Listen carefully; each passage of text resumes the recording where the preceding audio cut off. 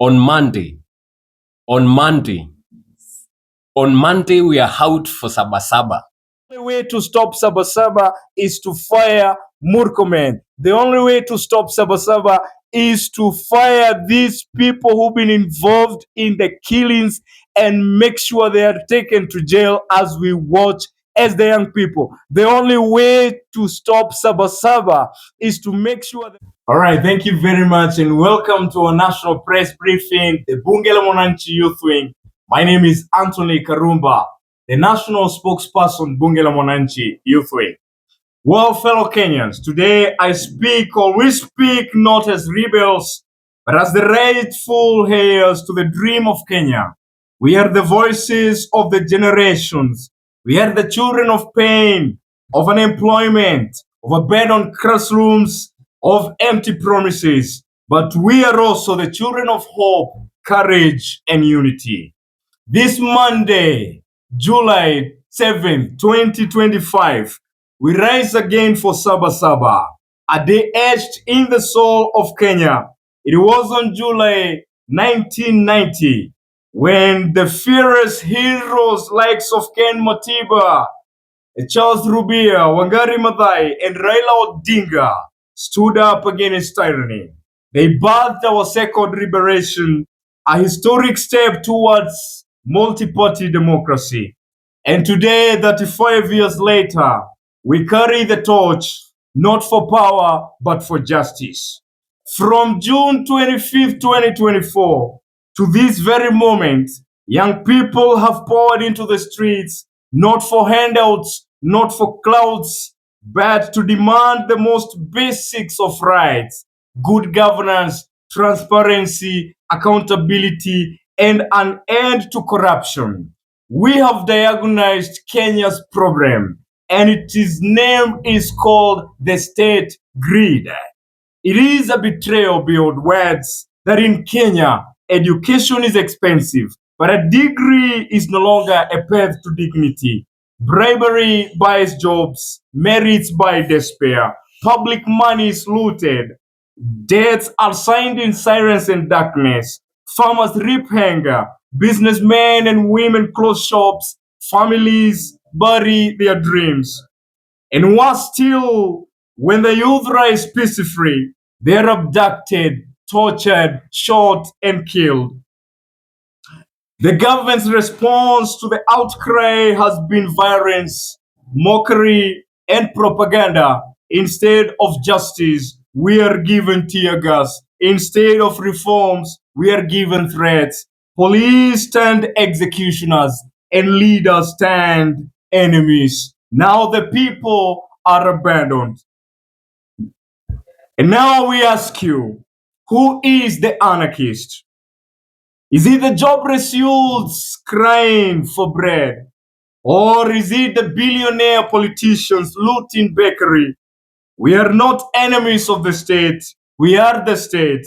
And if loving Kenya and demanding changes makes us criminals, then history will judge us proud. And we demand the following: the immediate resignation and arrest of rogue officers and leaders involved in the killings. President Ruto to publicly apologize and compensate the victims' families. Dismissal of the interior CS and those issuing shoot to kill orders. Transparent audit of the public debt and full accountability. An end to criminalizing dissent and to return the rule of law. Until then, we say clearly, no justice, no peace, no fear, no surrender. On SABA SABA, Monday, July 7th, on SABA SABA, Monday, July 7th, we will hold a peaceful march across all the streets of the nation. We will walk in honor of our fallen comrades. We will march for justice against the extrajudicial killings, abductions, and for the freedom we were born to enjoy. Let's do this in peace. Let us be advocates of peace, love, and unity. For under the blue skies and within the borders of this beloved nation, there is but one family, the people of Kenya. Let us separate ourselves from the thugs, looters, and criminals who infiltrate our cause to steal, rob, and touch property. These are not our people. We will not remain peaceful as we chant. We will remain peaceful as we chant our problems and demand our justice. We do not fear death. We fear for a Kenya without a future. To the government, you may hold power, but we hold the truth. And to the people of Kenya, you are not alone. We are many, we are united, and we are unstoppable. Long live the spirit of Saba Saba. Long live the spirit of oneness. Long live the youth of Kenya. And long live the Republic of Kenya. And finally, this is what we want to top up with. Dear Kenyans, at this very moment, it's a very sad moment that we stand at a crossroad where the outspoken young people are being lynched like animals. When we challenge the government out of our own rights, they respond to us with violence. So far, so good. They want to silence us with extrajudicial killings. They want to silence us with, abductions, which is very unlawful. And the question we are asking, and we have always asked, is this: when all these things, impunity and anarchy, is conducted by the state, what is that called? And when the young people comes out to the protest in order to stand with their own who've been killed in heinous acts, we are told that is anarchy.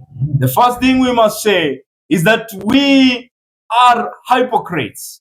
And as a nation, it's about time we tell each other the truth.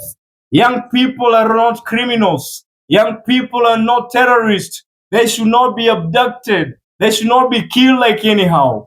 Look, in just this week that has just ended, we just laid to rest one of the comrade, Albert Ojwang. Yes, he has been put on the soil, but his justice still cries. Look, we went into the streets to fight for his justice, but in response, one more person and several others have been killed, likes of Boniface Kariuki. And now the question we are asking: until when shall the young people of Kenya die when they are fighting for their own rights? And because you have said that we are destabilizing peace of the nation, once upon a time, Martin Luther King Jr. said that peace is not the absence of tension, but peace is the presence of justice.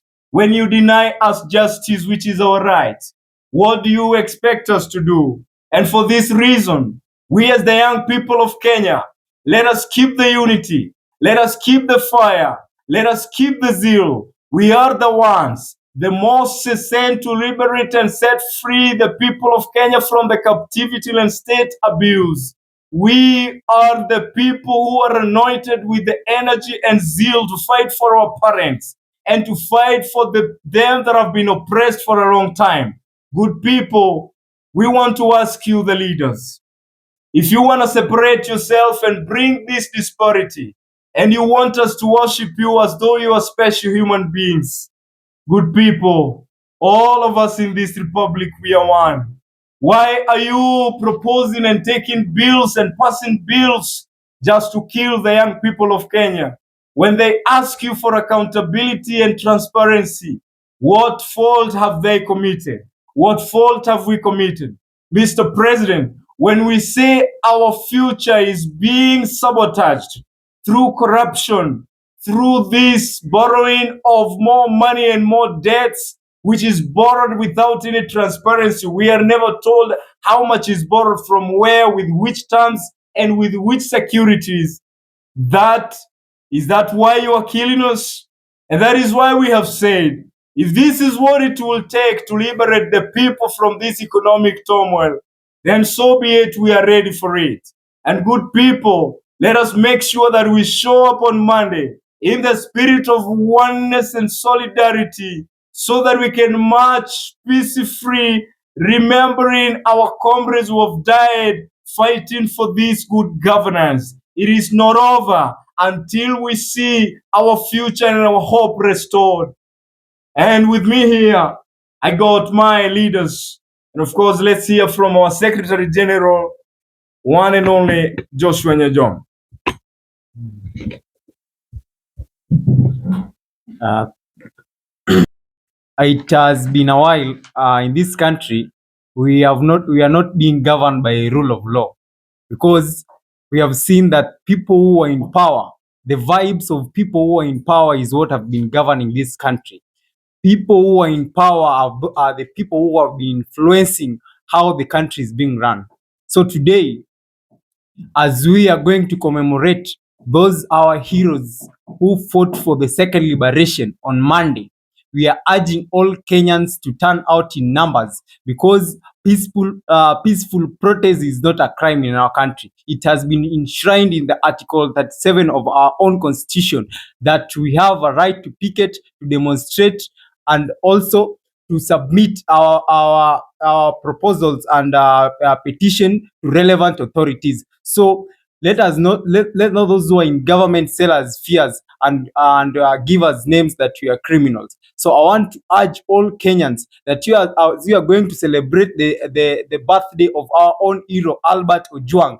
Let us turn in large numbers, occupy every street in this country, because the only language that you have understood that the current regime understands is protest, nothing else. Because all the reforms that we have been calling for, if not only through the protest, nothing will happen in this country. As I finish, let the blood of our comrades who died waters the tree of freedom, and let them not die in vain. Viva comrades, viva! Viva. Well, with me here also is one of my leaders here, our organizing secretary. What do you have to say? Thank you very much, fellow Kenyans, fellow comrades. We are so worried, we are saddened about the extrajudicial killings that are happening in our country. These people are selling fear to us, and we want to say that the fear is priceless. We are not going to remain silent. As Martin Luther King said, our lives start to end the moment we keep silent. I want to make it clear without any fear of contradiction. We are ready to face anything that is in front of us. We are fearing nothing. Even the nothing itself has started fearing us.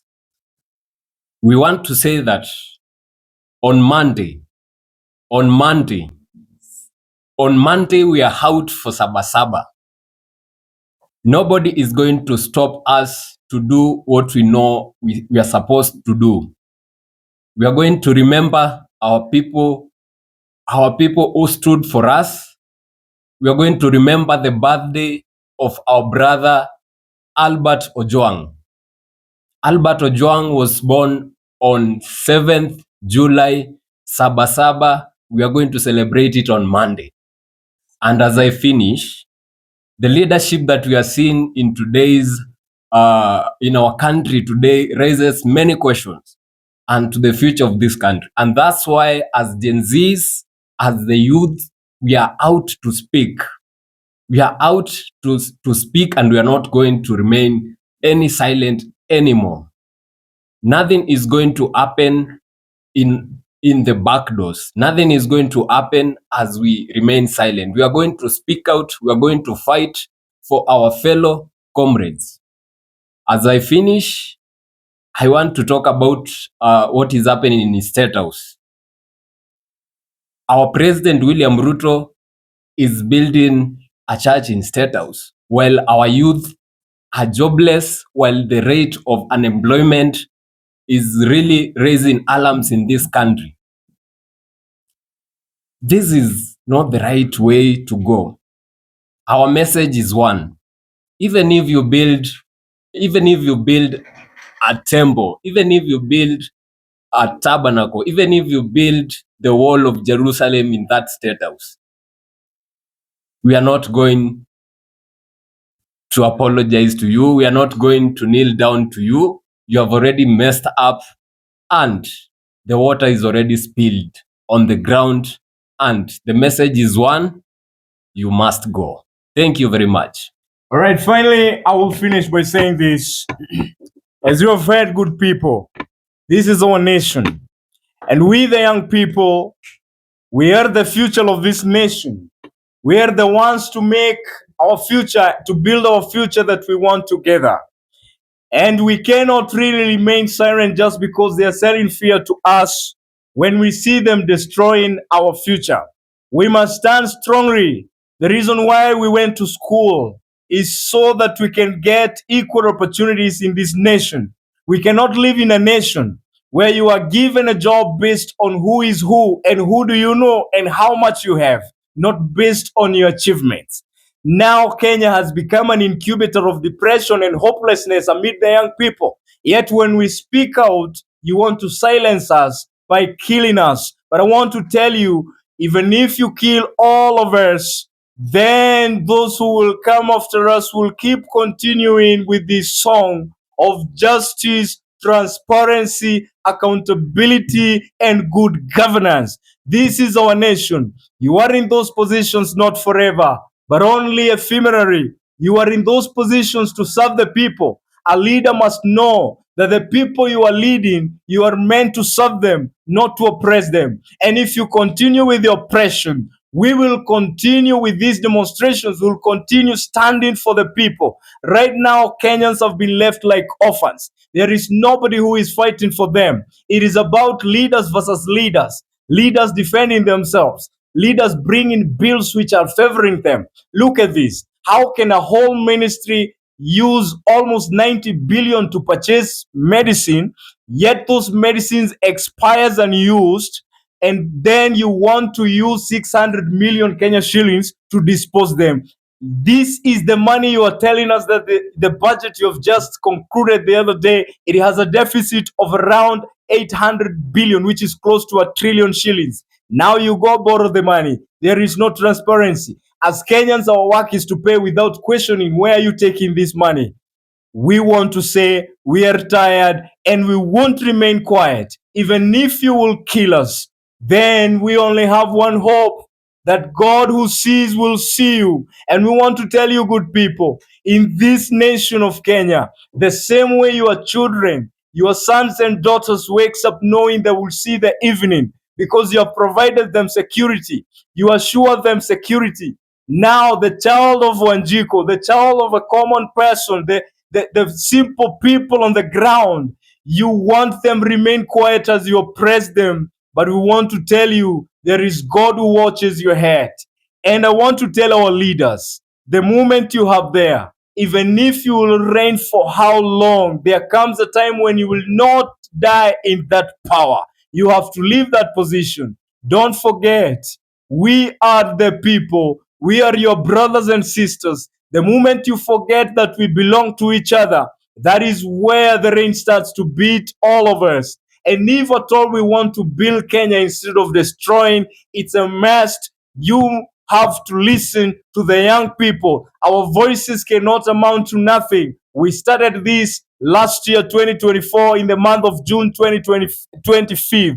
You killed our comrades. You have still continued with the same spirit of killing. Until when? Until when? It's about time the church to stand with the child of Kenya. It's about time the parents to stand, fathers and mothers. Stand for the boy child, stand for the girl child, stand for the young people of Kenya, the Gen Zs, the millennials, young dreamers. We are being killed just because we are worried and speaking out that our future is killed, our future is sabotaged and destroyed by the oppressors. But we want to tell you, the oppressors, your days are numbered. Let's meet on Saba Saba. On Saba Saba this coming Monday, let's meet in the streets. We know your intentions is to kill us, but we want to tell you this will not stop us. And one of the major demands we have placed is that the people who've been involved in the killing of this innocent blood must be brought to book, must be jailed. And we also want to hear these interior seers who've been, giving reckless orders, shoot to kill, that person should not hold any office in this Republic of Kenya. Mr. President, the only way to stop Saba Saba is to fire Murkomen. The only way to stop Saba Saba is to fire these people who've been involved in the killings and make sure they are taken to jail as we watch as the young people. The only way to stop Saba Saba is to make sure the families of the victim are compensated. Without that, nobody can stop Saba Saba. Our VP comrades, we want to say we are the ones. And this is our time. And not just online, but on the front line. Let's meet on Monday. Thank you very much and God bless you.